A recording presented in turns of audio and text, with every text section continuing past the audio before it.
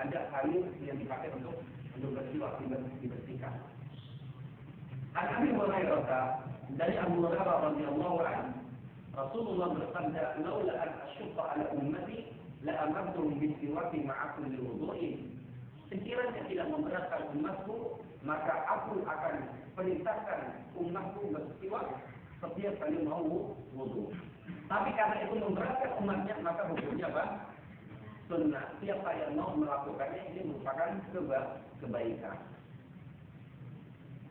Yang kedua, ghuslul kaffaini salatan fi awwalil wudu, yaitu membasuh kedua tangan ya di awal kita berwudu.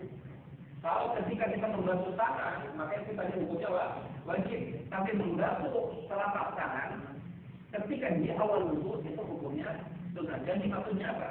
Kalau orang kemudian dia ambil air wudu, langsung dia berkumur-kumur, dia sah tetap, ya, dia sah meskipun dia tidak membasuh kedua tangannya. Karena apa? Ini bagian daripada sunnah. Lima sabata an Utsman, ya, didasarkan kepada apa yang telah diriwayatkan dari Utsman, hadis yang sudah kita bahas tadi. Yang ketiga, sunnahnya adalah al-jam'u bainal madmadati wal istinsyaqi salatan bi gharfatin, yaitu apa? Menggabungkan kumur-kumur dengan memasukkan air ke dalam hidung, ya, selama 3 kali basuhan. Jadi ini hukumnya sunnah. Ya. Didasarkan kepada hadis Abdullah bin Zaid ketika mengajarkan wudu Rasulullah Shallallahu Alaihi Wasallam, bahwasanya Rasul berkumur-kumur dan memasukkan air ke dalam hidung min kaffin wahidatin, jadi satu dimasukkan ya sampai 3 kali gitu. Ini yang dimaksudkan. 3 kalinya tetap, ya 3 kalinya tetap. Tapi misalkan kita ambil satu gayung, kemudian ambil air itu dan untuk berkumur-kumur dan juga untuk hidung. Ya, kemudian ambil dari gayung yang itu juga sama. Atau ambil satu tapi dipisahin. Jadi ini sedikit dibuat, kemudian masih ada yang lainnya. Gitu. Ini diperbolehkan seperti itu. Tapi 3 kalinya tetap. Al-mubalaghatu fihi ma li ghairi sahih.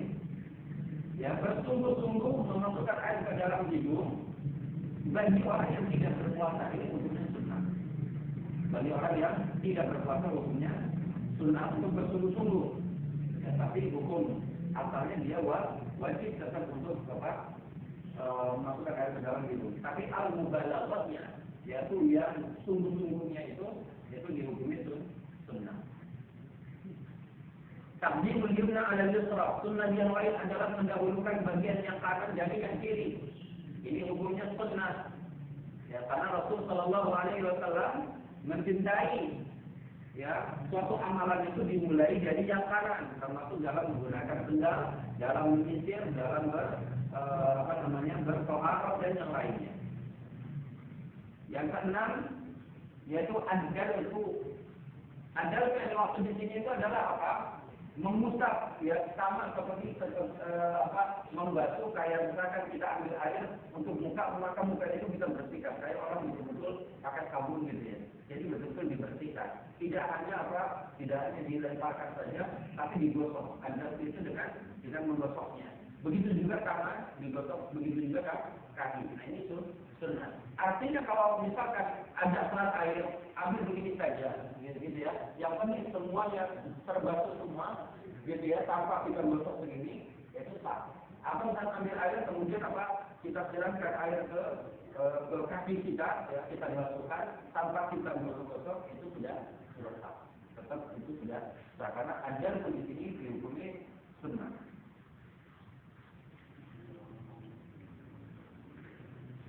Kemudian yang ke-7, taslitul ghasli, ya. Jadi 3 kalikan basuhan. Jadi kalau misalkan dengan 1 kali tapi cukup semuanya bisa bersih, ya maka tidak mengapa itu sudah sah. Tapi sunnahnya 3 kali. Contoh misalkan ketika kita kita lagi iktikaf di Masjid Nabawi atau di Masjid Haram pada bulan Ramadan. Ya, begitu sulitnya untuk mendapatkan air. Kita punya air segini saja, itu sudah mahal sekali. Ya. Karena apa? Ketika kita di Masjidil Haram yang orang jutaan berkumpul di situ. Ketika kita batal misalkan dari situ, itu keluar ke Masjidil Haramnya untuk ambil air wudhu lagi, balik-balik itu waktu sholat sudah habis. Maka orang kemudian apa? Banyak menyimpan air hanya dengan apa? Hanya dengan begini, sebotol. Bahkan saya pernah melatih sendiri itu dengan aqua gelas. Kalau kita minum zam-zam itu kan ada gelasnya kecil. Itu saya ambil air zam-zam itu segelas itulah yang saya pakai untuk berwudu. Karena apa? Begitu sulit untuk mendapatkan air karena tempat wudunya jauh dan orang padat sekali. Maka saya berwudu dengan segelas air, gitu ya, ini gelas yang pertama kalau ini sedikit, kemudian apa? Saya ambil tuakan dikit, kemudian setelah tuakan saya usah semuanya sekali saja. Begitu juga ambil dikit, kemudian tangan sampai digosok ke semuanya. Ambil sedikit lagi sebelah kirinya, ambil dikit lagi kemudian kepalanya, seperti itu. Tanpa berkumpul-kumpul, tanpa beristimsah. Kenapa? Karena air dalam keadaan sulit. Dan itu pasti kita akan mengalami hal seperti itu, entah di mana dan kapan. Ya, itu pasti kita akan mengalami hal-hal seperti itu. Maka Islam mengajarkan bahwa syariat ini diberikan kepada kita untuk memberikan kemudahan. Tapi kalau misalkan kita mudah air banyak di rumah, kenapa mesti sekali? Ya, coba kita bisa sampai tiga kali. Pertama kita pahala berwudu, dan keduanya pahala meniga-kalikan. Ya, ini adalah makna daripada sunnah zikir.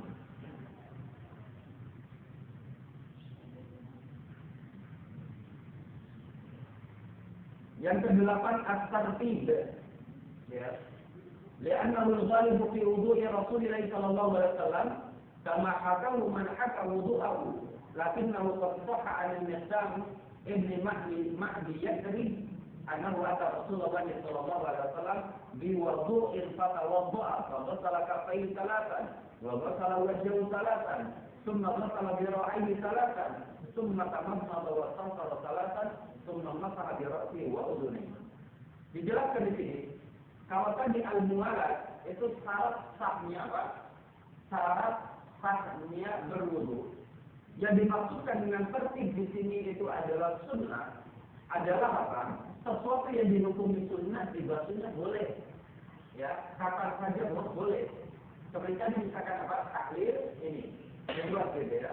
Mungkin kita membasuh jenggot ini ketika kita setelah membasuh muka, harus sekali dengan jenggotnya itu juga diperbolehkan.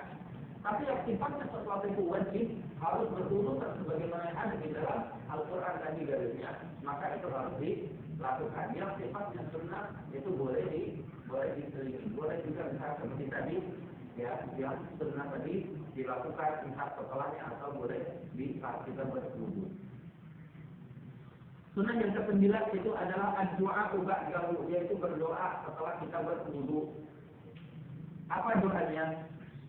Yaitu mengucapkan kalimat asyhadu an la ilaha illallah wahdahu la syarika lah wa asyhadu anna Muhammadan abduhu wa rasuluh. Di sini dijelaskan barang siapa yang berwudu kemudian dia memperbaiki wudunya, setelah dia baik wudunya, selesai wudunya dia membaca doa asyhadu an la ilaha illallah wahdahu la syarika lah wa asyhadu anna Muhammadan abduhu wa rasuluh. Siapa yang berdoa seperti ini, apa kata Rasulullah? Illa futihat lahu abwabul jannati tsamaniyah yadkhulu min ayyiha syaa. Allah akan bukakan 8 pintu surga baginya dan dia boleh masuk dari 8 pintu surga tersebut mana saja yang dia kehendaki. Kalau kita membaca asyhadu an la ilaha illallah wahdahu la syarika lah wa asyhadu anna Muhammadan abduhu wa rasuluh. Ini doa yang pertama. Doa yang kedua diriwayatkan oleh Imam At-Tirmidzi, ada tambahannya. Setelah tadi abduhu wa rasuluh, ada tambahannya Allahumma ij'alni minat tawwabin waj'alni minal mutatahhirin. Ya Allah, jadikanlah aku termasuk orang-orang yang bertaubat dan jadikanlah aku termasuk orang-orang yang bersuci. Nah, ini adalah doa ketika kita selesai berwudu. Allahumma ja'alni minat tawwabin waj'alni minal mutatahhirin. Dan masih ada beberapa macam doa seperti bacaan subhanakallahumma wa bihamdik asyhadu an la ilaha illa anta astaghfiruka wa atubu ilaik. Ya sama seperti doa kafaratul majlis. Ya, kita kalau membaca doa itu pun tidak mengapa. Insyaallah taala Allah akan berikan pintu surga kepada kita dan kita bisa memasuki pintu surga itu dari mana saja yang kita mau. Kemudian sunnah berwudu yang ke-10 adalah salatu raka'ataini ba'dahu, yaitu salat 2 rakaat setelahnya. Ya, ada satu kisah tentang masalah sunnah salat 2 rakaat setelah berwudu. Hadis yang dijelaskan dari Abu Hurairah radhiyallahu anhu. Nabi sallallahu alaihi wasallam pada saat salat subuh, setelah salat bertemu dengan Bilal. Lalu mengatakan kepada Bilal, "Ya Bilal, akhbirni bi arja amalin amiltahu fil Islam." Jadi Rasulullah pada waktu salat subuh bertemu dengan Bilal dan kemudian bertanya kepada Bilal, "Ya Bilal, amal apa yang Anda lakukan yang itu menjadi apa? Menjadikan aku melihat bahwa ada sesuatu yang istimewa dari amalan itu." Ini karena sesungguhnya aku kata Rasul, sami'tu dufana 'alaika baina yadayya fil jannah. Karena aku mendengar suara perompak kamu itu, suara sendal kamu itu sudah ada di hadapan di surga. Jadi bilangnya ada lagi sholat subuh, ketemu dengan Rasul, lalu Rasul mengatakan kepada Bilal, "Ya Bilal, amal apa sebenarnya yang Anda amalkan itu? Sampai aku mendengar suara perompak kamu itu, ya karena mungkin dia perompaknya Rasul, ya Bilal ini termasuk orang yang miskin, yang mungkin dia sendalnya tidak seperti sendal-sendal yang lainnya. Ada hal kalau berjalan itu suara itu bisa terdengar. Meskipun ini menjadi satu adab yang dijelaskan, kalau kita memiliki sendal yang lebih bagus untuk kita pakai sehingga tidak membuat orang melihat sendal kita, gitu ya, tidak masyhur, ya tidak tidak untuk sensasional, gitu ya, sendalnya ada sendal pakainya satu warna hitam, satu warna putih, gitu kan. Meskipun satu jenis, ini namanya syuhrah, sendal syuhrah seperti itu, ini tidak diperbolehkan, ya. Tapi sendalnya bilang itu dia memang khas. Mungkin kalau bikinannya dia seperti terbuat dari kayu atau bakya, kalau buatan saya nggak tahu saya di sini apa, perompak ya. Kalau berjalan itu memang dia terdengar suaranya. Sehingga kata Rasulullah SAW pada waktu sholat subuh memanggil Bilal, "Ya Bilal, ke sini. Apa yang Anda telah amalkan sehingga saya mendengar dengan telinga saya bahwa suara perompak Anda itu sudah terdengar oleh telinga di surga." Kata Bilal apa? "Ma amiltu amalan arja indi." Tidak ada satu amalan yang istimewa dariku. Amilan atatohar tuhura fi sa'atin. Kecuali bahwasanya aku tidaklah berwudu, tidaklah aku bersuci pada malam hari maupun siang hari, illa shallaitu bidzalika tuhur, kecuali aku melakukan salat 2 rakaat setelah berwudu tadi. Maka dibalik al-usalli, ya, selama aku ditetapkan hal itu untuk sholat. Artinya kan di sini bahwa ada sunnah, ya, ada sunnah sholat 2 rakaat setelah kita berwudu. Dan itu balasannya apa? Kalau yang Rasulullah SAW sampaikan kepada Bilal, maka suara sendalnya sudah masuk ke dalam surga pada orang yang masih hidup. Artinya apa? Orang itu pasti akan masuk ke dalam surga hanya dengan sholat 2 rakaat setelah kita berwudu.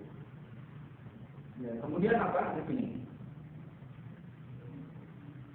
Termasuk bagian daripada adab untuk kita berwudu. Ya, adab dalam berwudu, wujubul iqtisadi fi ma'il wudu'i wa hurmatul israfi fi. Wajib menghemat air ketika kita berwudu dan tidak boleh berlebihan. Jadi kalau misalkan antum membuka keran, ya, Anda semua membuka keran, itu kan keran itu ada yang kecil, bukan sedikit, airnya memang sudah ngalir. Dibuka sedikit lagi dia agak lebih kencang, dibuka lagi airnya kencang sekali. Ya kalau antum begini saja itu air itu akan apa? Akan tumpah kemana-mana.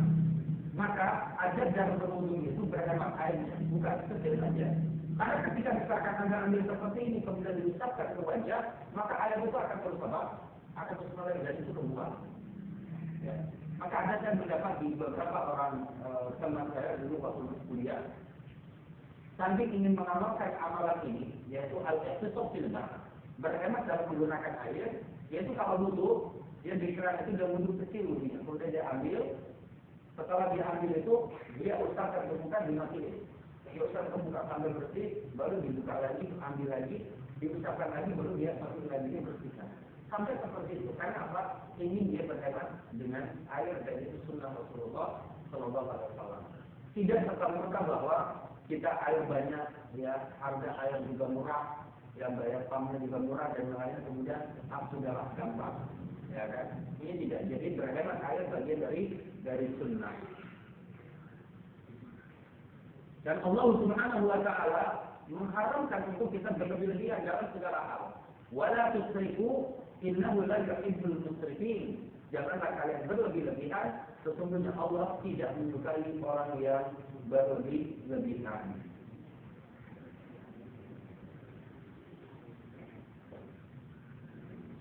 Baik, kemudian kita akan masuk kepada nawaqidul wudu yang bisa membatalkan wudu kita.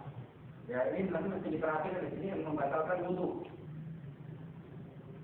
Yang pertama, maqam dan minat qabilaini al-qubul wa dubur, sesuatu yang keluar dari dua jalan kita, ya dari kemaluan kita dan juga dari dubur kita.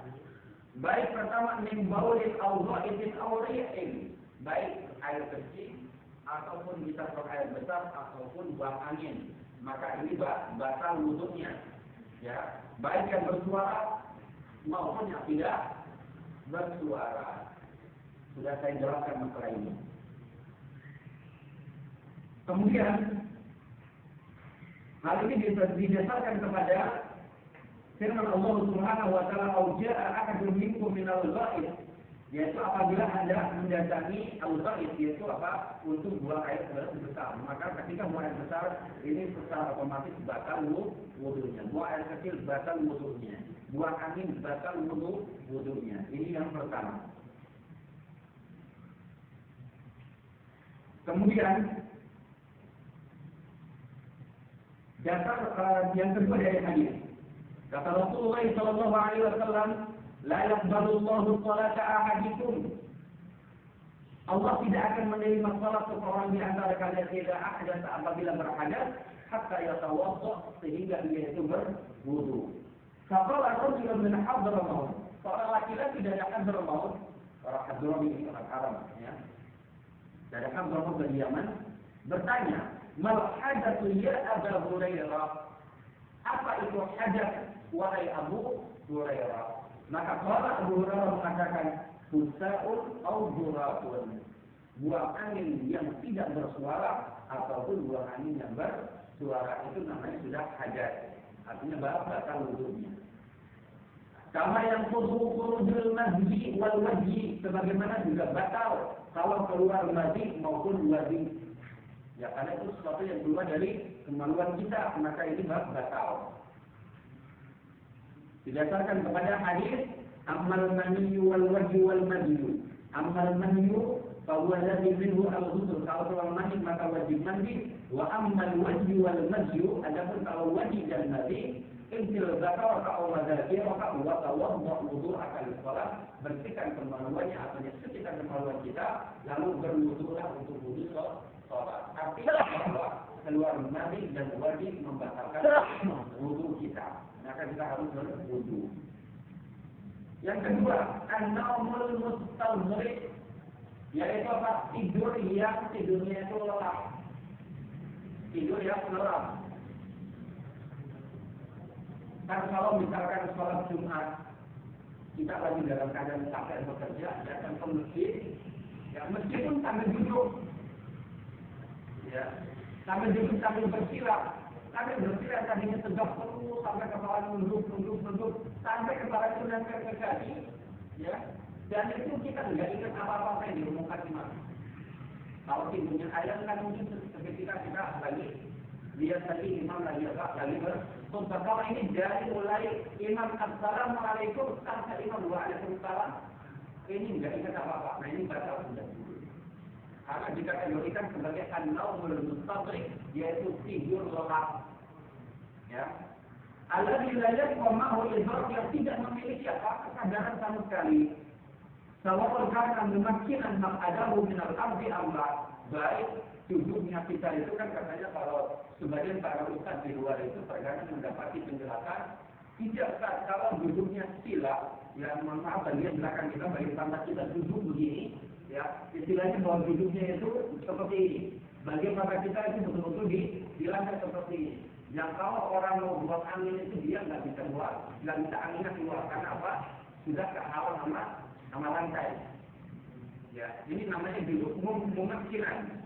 Itu kata para ulama fikih di sini bahwa maupun duduknya seperti itu, apalagi duduk yang misalkan dia bersandar, gitu ya, maka tetap kalau tidurnya itu tidur yang agak lelap, itu membatalkan apa? Wudu. Maka kalau kita sholat sunat seperti itu, sudah ketika sudah mau sholat keluar saja ambil air wudhu. Karena percuma sholat sunat berarti tidak sah sholatnya. Meskipun Anda yakin bahwa saya tidak batal, tapi tidur nyenyak itulah yang membatalkan. Ya. Dan kemudian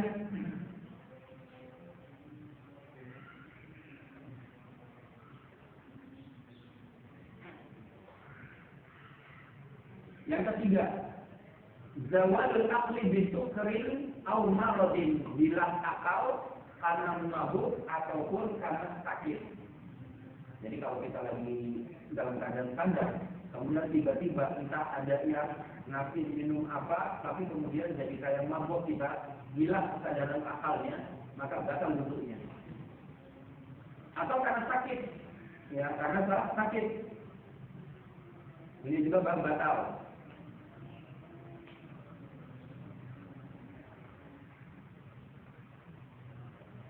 Yang keempat, masul farzi min ghairi ha'ilin idza kana bi syahwatin. Ya, menyentuh kemaluan tanpa ada penghalang apabila dibarengi dengan syahwat. Ya. Jadi tanpa penghalang, tanpa kita memegang kemaluan kita tanpa ada penghalang. Jadi itu dengan syahwat batal wudunya.